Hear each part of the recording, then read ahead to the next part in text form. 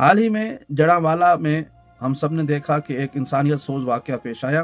کہ جس میں چند افراد نے کچھ لوگوں پر قرآن کی بے حرمتی کا الزام لگایا، پھر اس کے بعد اس پورے شہر کے تمام گرجا گھروں پر حملہ کر دیا گیا، بہت ساروں کو جلا دیا گیا اور بائبل مقدس کو جلا دیا گیا، شہریوں کے گھروں کو لوٹ لیا گیا، اور اس طرح سے خوف و ہراس کا عالم تھا کہ وہ عیسائی برادری رات کے اندھیرے میں وہ کھیتوں میں اور فصلوں میں زندگی گزارنے پر مجبور ہوئے۔ وہ منظر ہماری آنکھوں کے سامنے سے گزرے، خدا جانے یہ ظلم کرنے والے کیسے سکون کی نیند سو رہے تھے کہ جب انہوں نے یہ منظر دیکھا ہوگا کہ ان کے جرم کی وجہ سے کسی کی مائیں، بہنیں، بیٹیاں، چھوٹے بچے، بزرگ، جوان، وہ اپنی جان کو بچانے کے لیے کھیتوں کے درمیان میں، درختوں کے درمیان میں پناہ لیے ہوئے ہیں۔ یہ کون لوگ ہیں؟ یہ وہ لوگ ہیں کہ جو کلمہ پڑھتے ہیں رحمت للعالمین کا۔ یہ وہ ہیں جو دنیا کو بتاتے ہیں کہ اسلام ایک امن کا مذہب ہے، یہ دنیا کو بتاتے ہیں کہ اسلام کا مطلب سلامتی ہے، اور اس کے بعد وہ اپنے ہی ملک میں، اسی ملک میں کہ جس کا نام پاکستان ہے، کہ جس کا نام اسلامی جمہوریہ پاکستان ہے، اسی میں اپنے آپ کو اسلام کی پناہ میں دے دینے والے غیر مسلم اہل کتاب افراد کے گھروں پر حملے ہو جاتے ہیں، اور وہ مظلوم عوام جن کا کوئی پرسان حال نہیں ہے، وہ رات کو بے گھری کی زندگی بسر کرنے پر مجبور ہو جاتے ہیں۔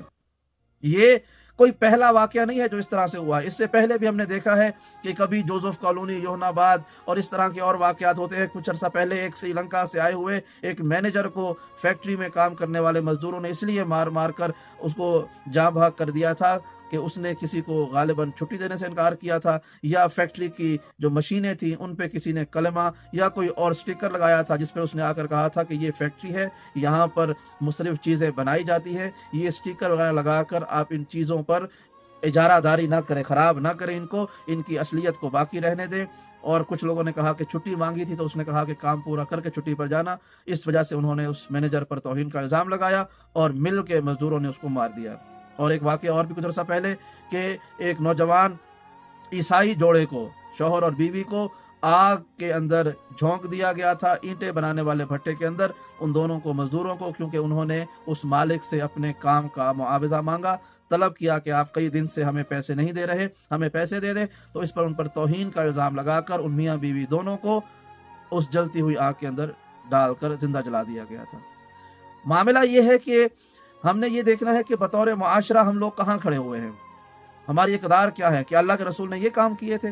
ہم تو اس کے بالکل برعکس دیکھتے ہیں کہ اللہ کے رسول جس علاقے میں جاتے، وہ علاقہ اگر اسلامی حکومت کے تحت آ جاتا تو آپ پہلا اعلان یہ کرتے کہ جو شخص یہاں پر رہ رہا ہے اسے سب سے پہلے دعوت اسلام ہے، اور اگر کوئی اسلام قبول نہیں کرتا اور حالت امن میں رہنا چاہتا ہے تو اس کی جان، مال، عزت و آبرو سب کی حفاظت کی ذمہ داری اسلامی حکومت کے ذمہ ہوگی۔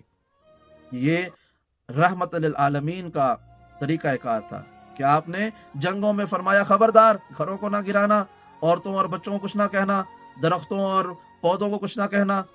اور یہاں تک کہ جانور کے جو اس جنگ میں بطور سواری یا معاون شریک ہوئے، کہا خبردار ان کو بھی نہ مارنا۔ تو وہ نبی کے جو جنگوں میں آئے ہوئے عورتوں اور بچوں اور جانوروں اور بیماروں کے حقوق کا خیال رکھنے والا ہو، حالت امن میں گھر بیٹھے ہوئے بے گناہ لوگوں کو مار پیٹ کے، ان کے گھر جلا کر، ان کی کتابوں کو، مقدس کتابوں کو جلا کر، ان کی عبادت گاہوں کو جلا کر، یہ کس نبی کی خوشنودی حاصل کی جا رہی ہے؟ یہ کون سے خدا کو راضی کیا جا رہا ہے؟ یقیناً کوئی خدا اس عمل سے راضی نہیں، کوئی نبی اس عمل سے راضی نہیں۔ یقیناً حضرت عیسیٰ شکایت کریں گے سرور عالم سے ان کی امت کے رویے کا، کہ کس طرح سے انہوں نے ان کی امت کے، ان کے ماننے والوں کے ساتھ یہ رویہ رکھا، صرف اس لیے کہ وہ کمزور تھے، وہ نہتے تھے، وہ تعداد میں تھوڑے تھے، اور انہوں نے اپنے آپ کو اسلامی حکومت کی امان میں دیا ہوا تھا۔ پاکستان کا سب سے بڑا مسئلہ یہ ہے کہ ذاتی رنجشیں نکالنے کے لیے توہین کا دعویٰ لگا کر، الزام لگا کر، آسانی کے ساتھ کسی شخص کے ساتھ بھی ظلم روا رکھا جا سکتا ہے، اور اس پر کوئی آپ سے سوال کرنے والا نہیں ہوتا۔ چاہیے دے کہ اگر کوئی شخص توہین کرتا بھی ہے تو اس کا طریقہ کار یہ ہے کہ آپ پہلے اس کے خلاف ثبوت جمع کریں، اس کے خلاف مقدمہ قائم کریں، پولیس میں جائیں، عدالت میں جائیں، عدالت میں یہ ثابت کریں کہ فلاں شخص نے یہ فلاں توہین کی ہے، اور اس کے بعد اس کو تعزیرات پاکستان کے تحت سزا ملنی چاہیے۔ لیکن یہاں پر کیا ہوتا ہے، ذاتی رنجشیں نکالنے کے لیے گروہ اور جتھے جمع ہو جاتے ہیں، ایک شخص کے خلاف یا گروہ کے خلاف توہین کا الزام لگاتے ہیں، اور ہر شخص خود کو قانون کا رکھوالا سمجھ کر، قانون نافذ کرنے والا ادارہ سمجھ کر وہ اس شخص کو سزا دینے کے چلا جاتا ہے۔ اور افسوس کی بات یہ ہے کہ ان گستاخی کرنے والوں، الزام لگانے والوں میں سے، اور جو الزام لگا کر ظلم کرتے ہیں، ان میں سے کسی کو کوئی سزا نہیں دی جاتی۔ کاش کوئی ایسا مضبوط ادارہ بنے یا کوئی ایسا ادارہ ہو کہ جو ان ظالموں، ان مجرموں کو سزا دے، تاکہ آئندہ توہین کے الزامات لگا کر کوئی مشال خان کی طرح سے بے گناہ نہ مارا جائے، کوئی بستی یوحنا آباد، جوزف کالونی اور جڑا والا کی طرح نہ جلائی جائے، کوئی مینیجر، کوئی کام کرنے والا مزدور توہین کے جھوٹے الزام کی بھینٹ نہ چڑھ سکے۔ اس کے لیے فوج کو، عدلیہ کو، مقامی قانون نافذ کرنے والے اداروں کو حرکت میں آنا پڑے گا، ورنہ نہ یہاں پر اسلام باقی رہے گا، نہ شریعت باقی رہے گی،